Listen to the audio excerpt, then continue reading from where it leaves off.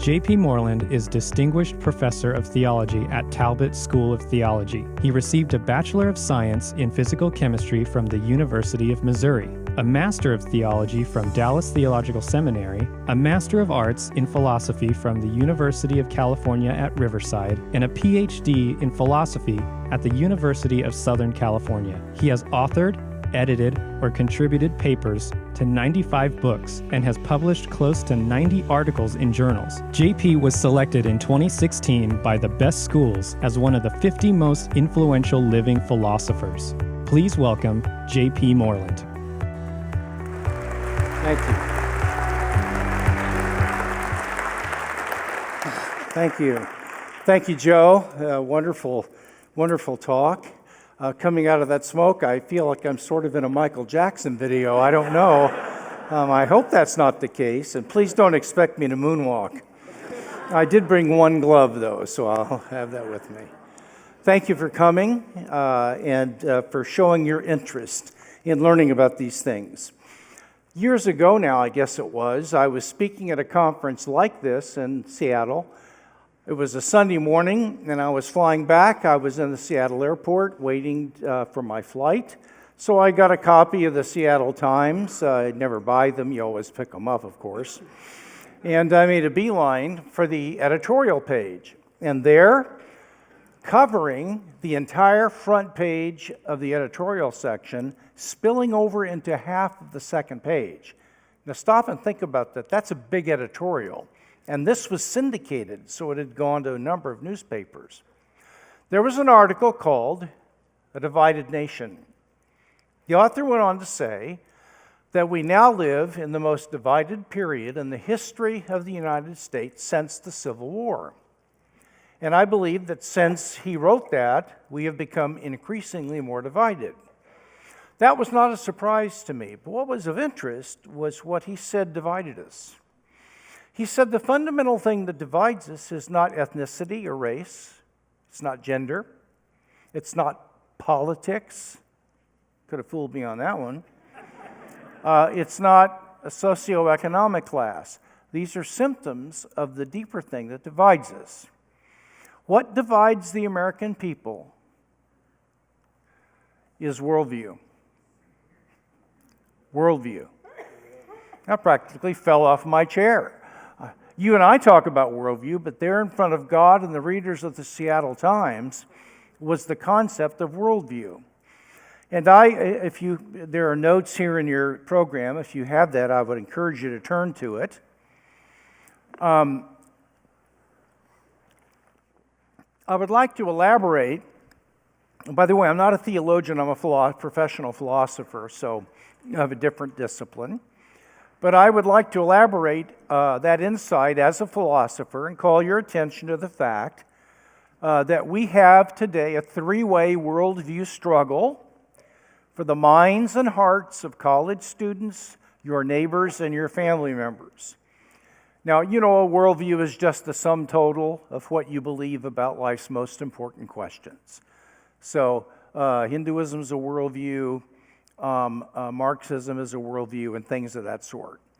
And so the three worldviews are Christian theism, thank God.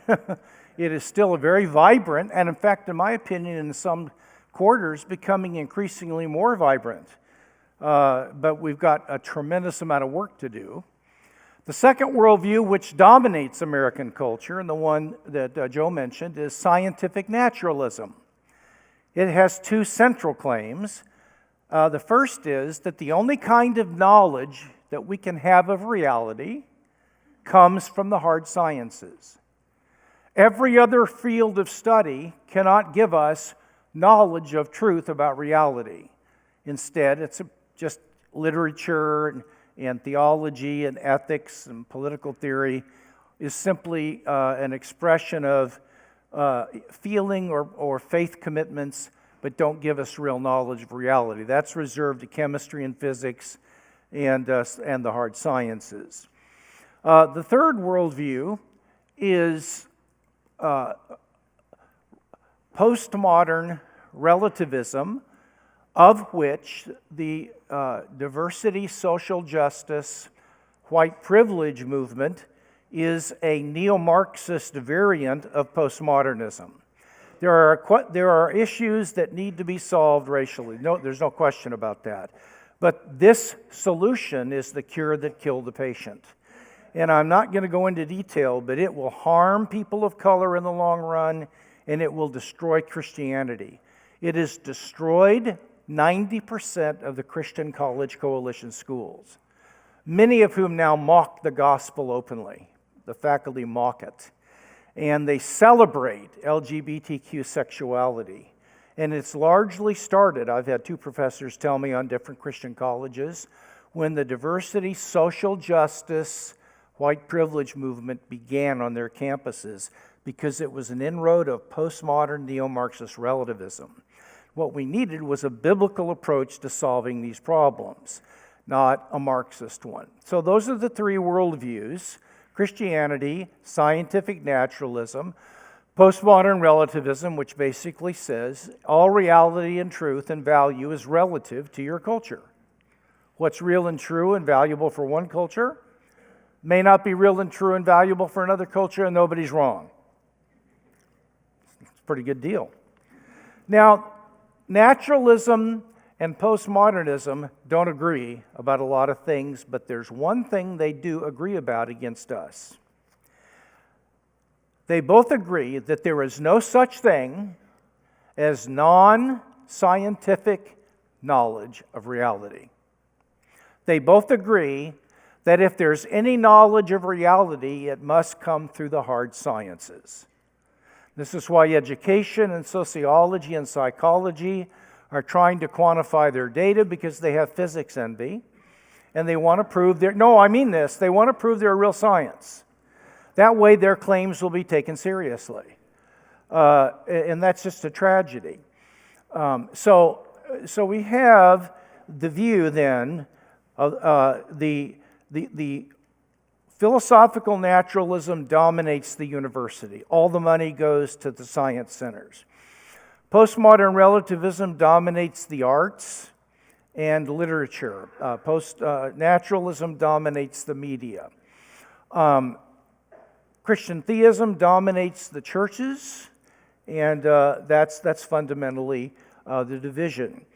But what is at stake here now?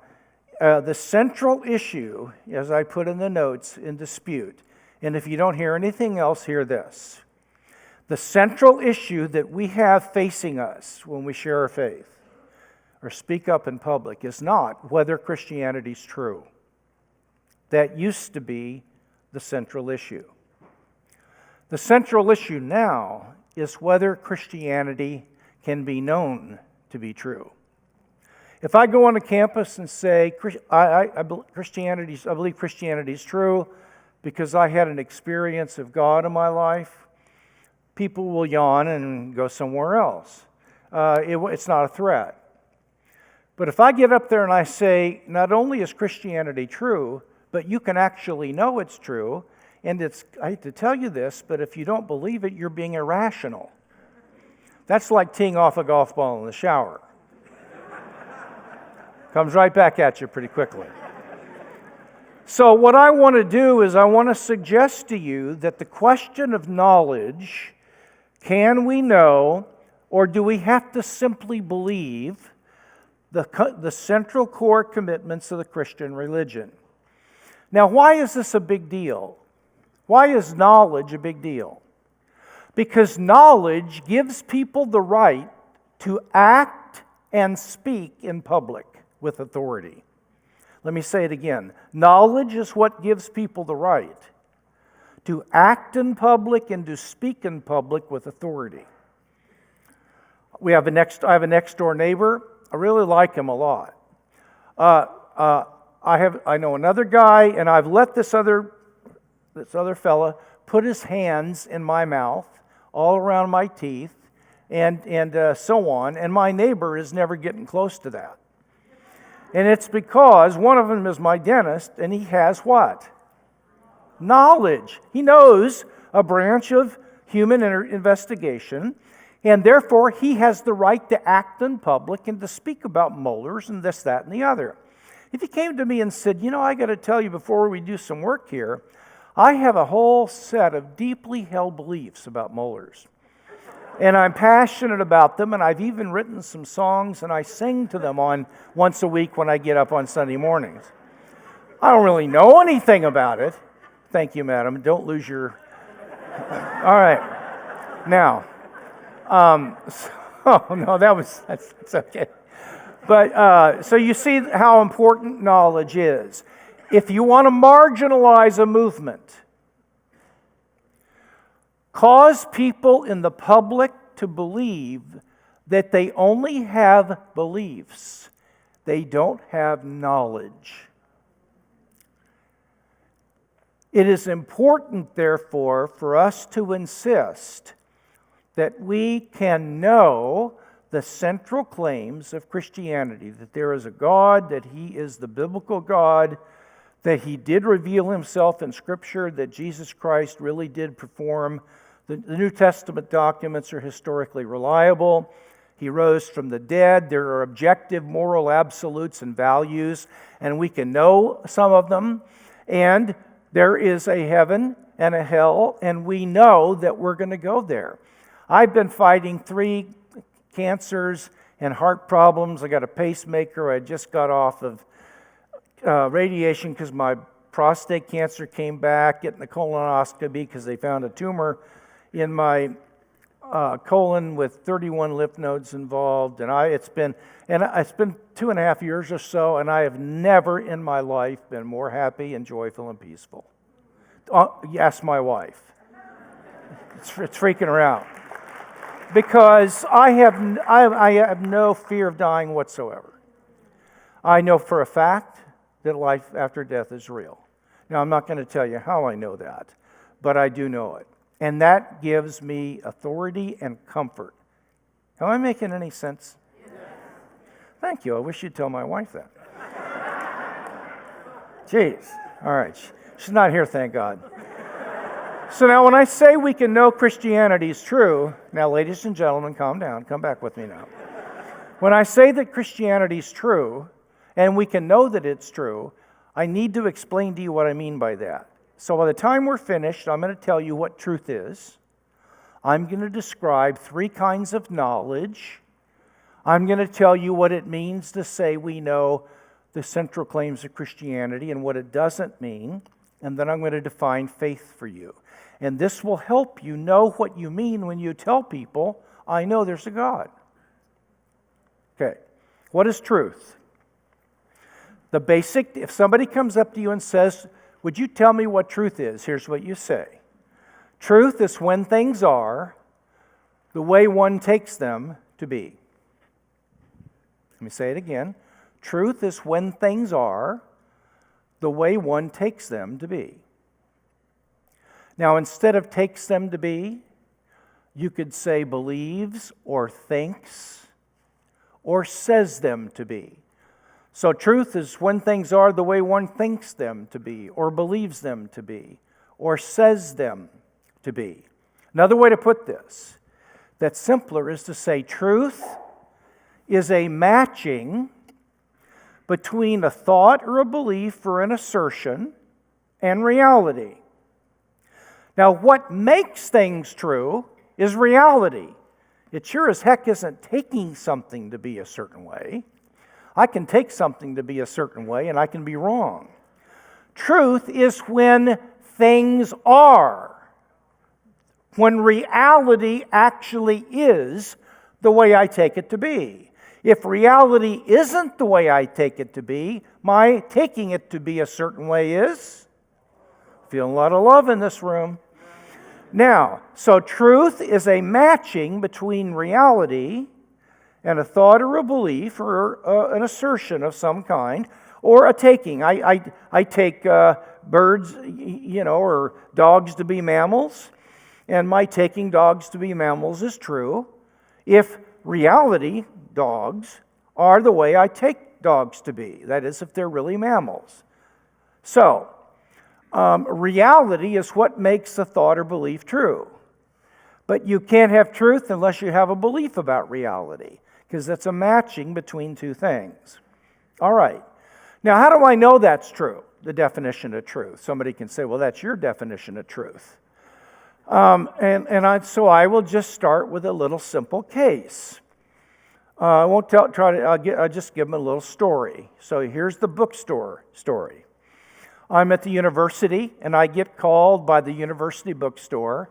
Prof. Moreland, Richard Swinburne's book, Minds, Brains, and Free Will, that you ordered, it came in today. You can come and pick it up.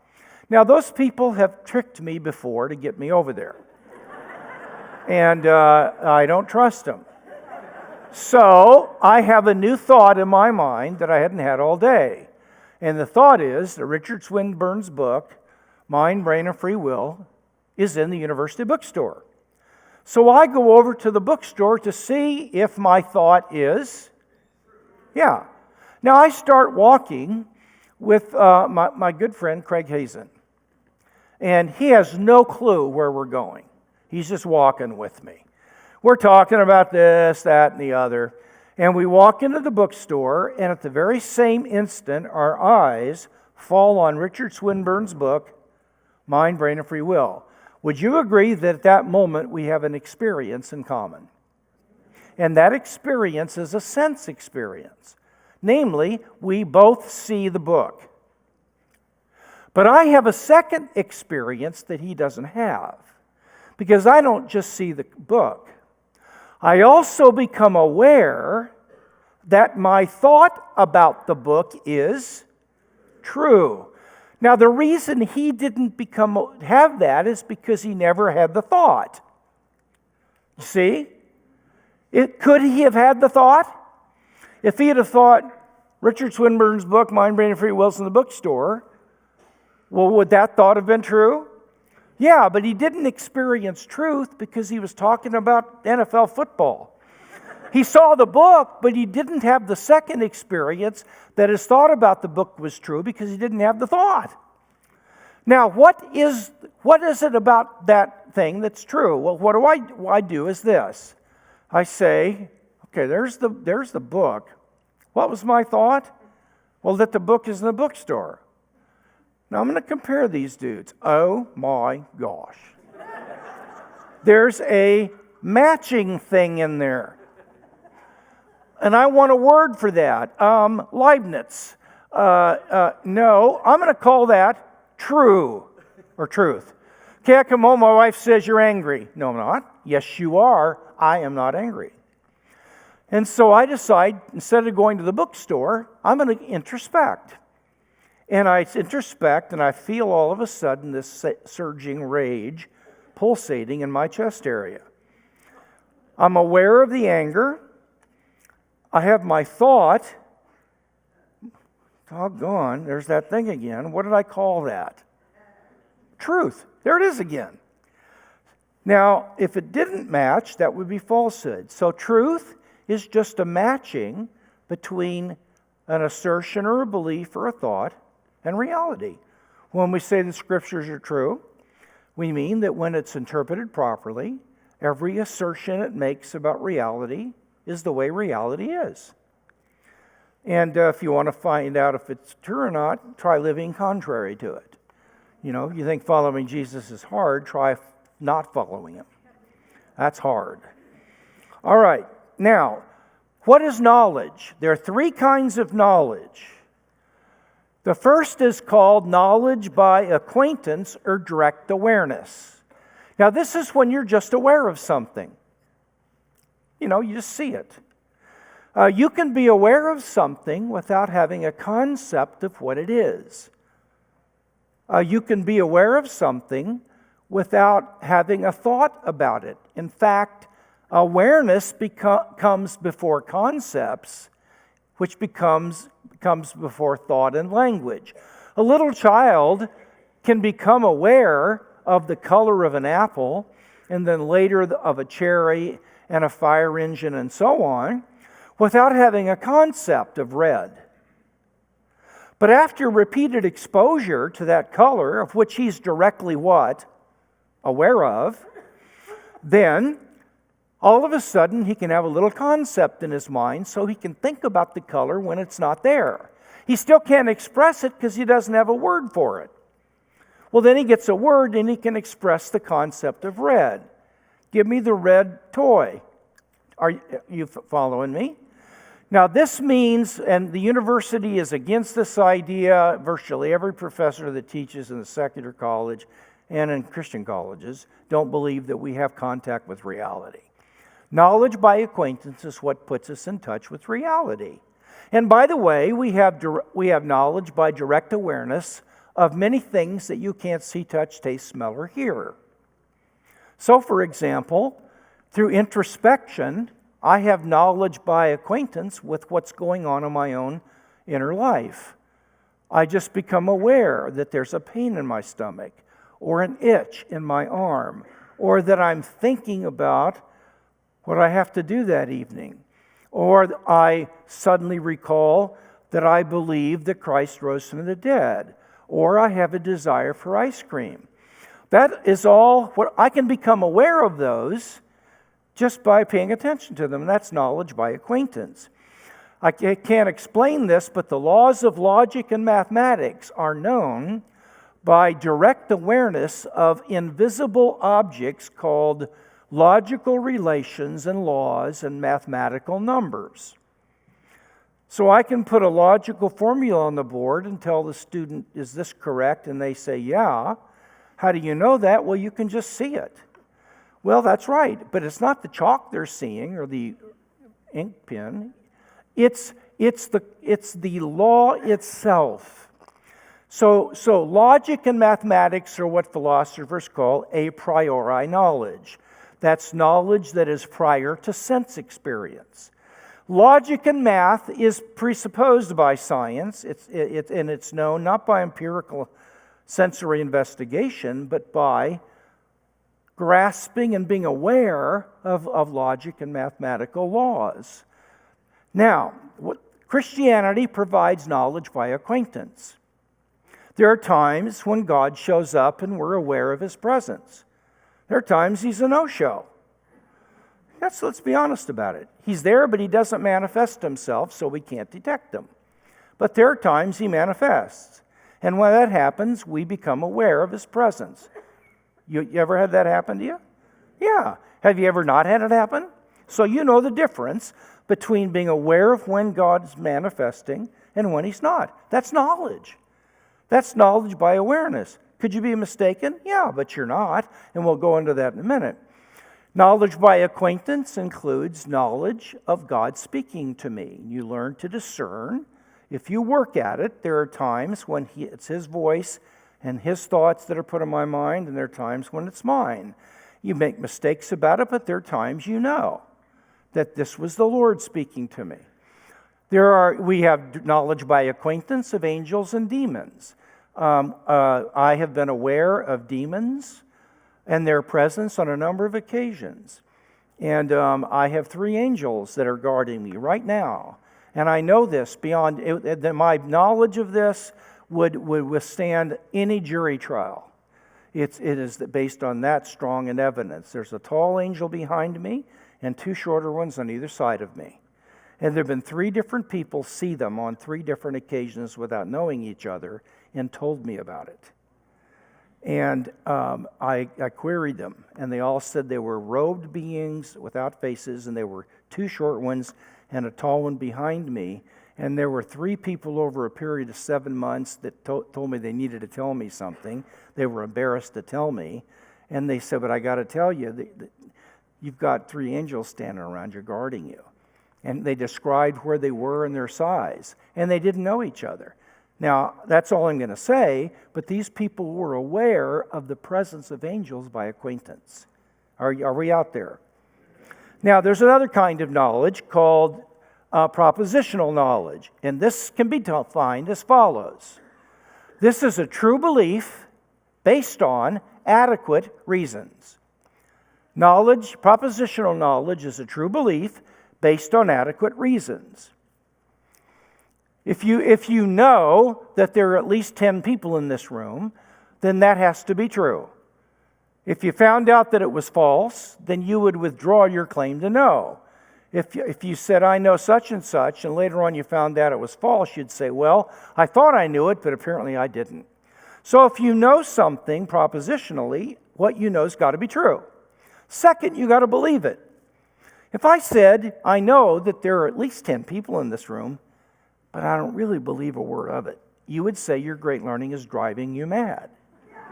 All right, so to know something, you have to have a true belief. But that's not enough, because consider the following example.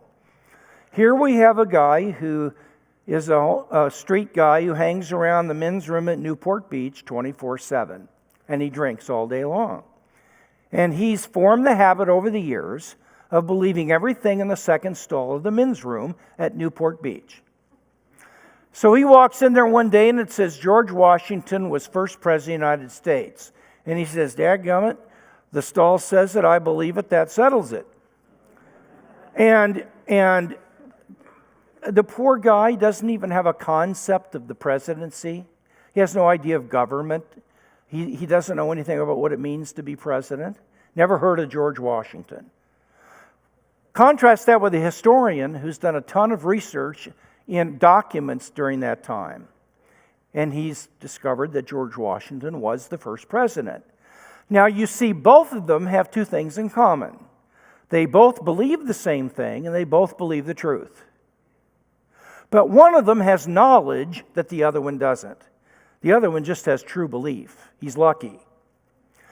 The other person has knowledge because he knows why he believes what he believes. That is, his true belief is based on adequate grounds. Now, I can't tell you what adequate grounds means until we are dealing with a case, because it's going to be different in math, to ethics, to art, to history, to theology, to ethics. It's going to differ. But one thing I want you to know is that you can know something without being certain about it. And this is one of the most important things I'll say. Paul says in Ephesians 4, this I want you to know with certainty. That presupposes that you could know something without certainty. Okay?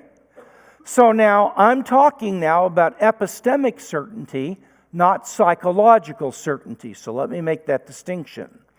When I say you could know something without epistemic certainty, what I mean is you could know something and admit that you have doubts about it still, that you might be mistaken, and that